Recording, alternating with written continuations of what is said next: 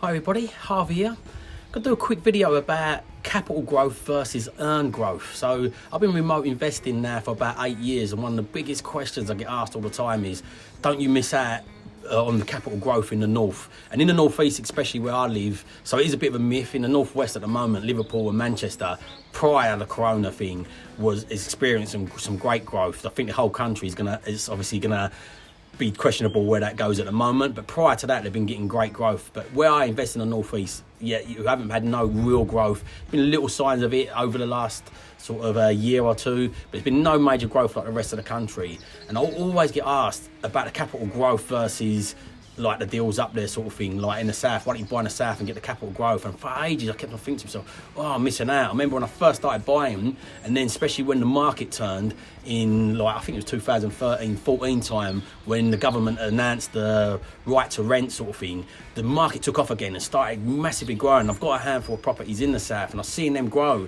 and I'm seeing my other ones in the north not growing. I'm thinking, oh, I'm missing out here.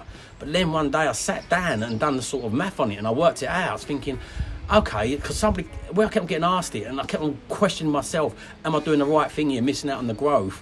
I then sat down and worked it out, and I thought to myself, right, so an area for me where I live, I'd buy a typical buy-to-let, would be about 300k. I'd need about 100k to buy this property.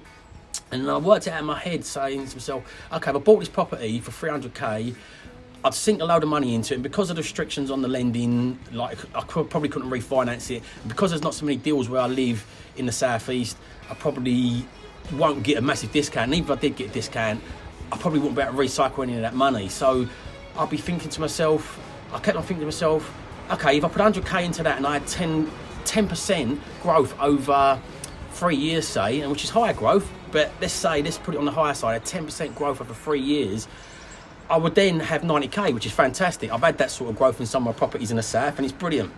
But then I thought about it a little bit deeper, and I thought, do you know what? Hi guys, thanks for jumping on. I thought about it a little bit deeper, and I thought, with that same 100k, I could go up north and buy myself 4 properties.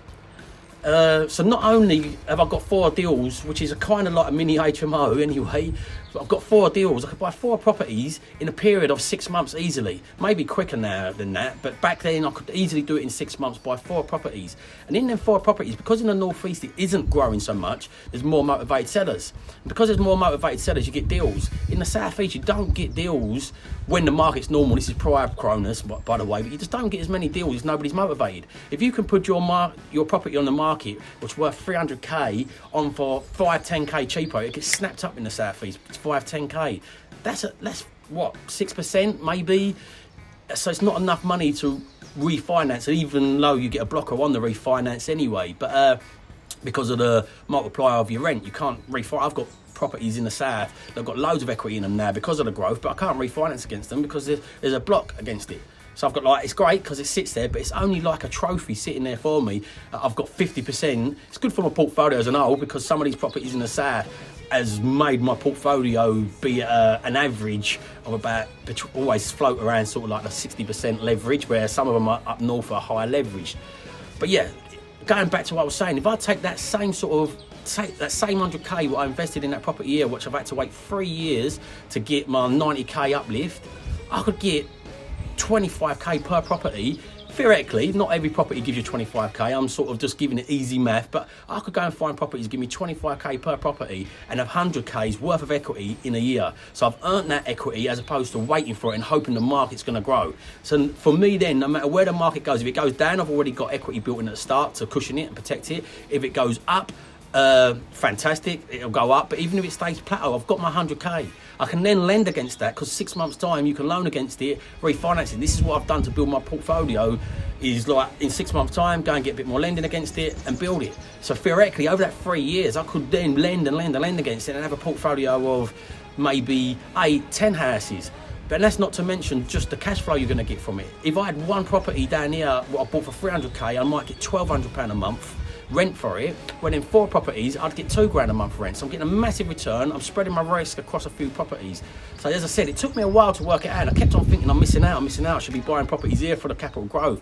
Then I stuck with what I'm doing, and I'm pleased I stuck with what I'm doing, because also the single let properties are your foundation to riding out any sort of storm. So the storm we're in at the moment, if you've got a solid basis of single let properties, they're less vulnerable, especially up in the north as well, because the rents, all my rents are purposely, there is areas up there that are higher rents, but I'm purposely buying an area that gets covered by housing benefits or working. And we go for higher end housing benefits, so generally mums that just can't afford to go to work and can't afford the childcare, so nice people, mums and that, and or lower end workers, people just work in Tesco, delivery drivers, so nice people. We always make sure we qualify and reference the people correctly, but we're in that bracket because they don't move, they just want a council house, can't get one on that estate, and they stay there for a long time, you know. So them sort of houses, and for instance, if they're the lower end workers at the moment in this crisis, them lower end workers are protected because we've supported a few of them through with universal credit.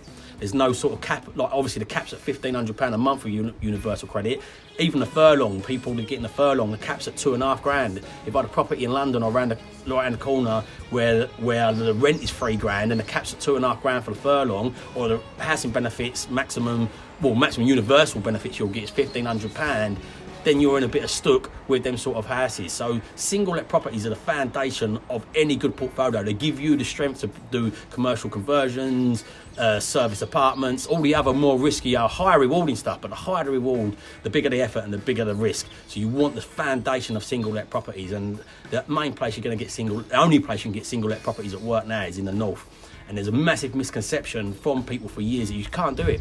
But now, because of this corona, it's been a positive thing for me. It's proving that you can go virtual now. You can run operations virtual. I've been doing this for 6 years. I bought my first remote deal 8 years ago, but I really took it serious about 6 years ago and been running everything virtually. I travel once a month, and I've been able to travel around the world and run my business and still invest, still grow, not miss opportunities, and done it all virtually. And this is the message I try and get to people, to say it is possible. There's a right way and a wrong way, like every strategy. No matter if you're in the south and you've done HMOs, you can do it the right or wrong way. If you don't follow the correct way, no matter what the strategy is, you're going to get burnt.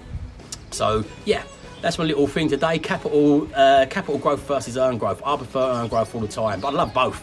If you're getting that magical little spot where you can get both, a lot of people in Liverpool and Manchester have been getting both. They've been earning the growth and then getting capital, but it's getting harder in them areas. I don't know how it'll be after this corona thing, but it's getting harder in them areas at the moment to find good deals because they are growing so well. So Liverpool, it's hard to get deals, and Manchester, it's hard to get deals. So yeah, that's my little thoughts for the day. Thought I'd share that with my capital versus growth theory, and I'll go for the earned growth as opposed to capital. Love the capital growth as well. We forget it, and that's an added bonus. So I hope you enjoyed that. And give us your feedback, your thoughts. Anybody that does remote invest, I know a lot of people now are thinking about it a lot more because the concept of virtual investing and remote investing is a lot more prevalent now because everybody's having to virtual run their businesses. So yeah, ask us any questions. I've been doing it for a while. I'm happy to share my experiences and my disasters. It took quite a while to get it right. So yeah, happy to share both. And I'm still trying to get it right, by the way. I've not got it perfect, but yeah, we're making momentum with it. So thanks guys, catch you later.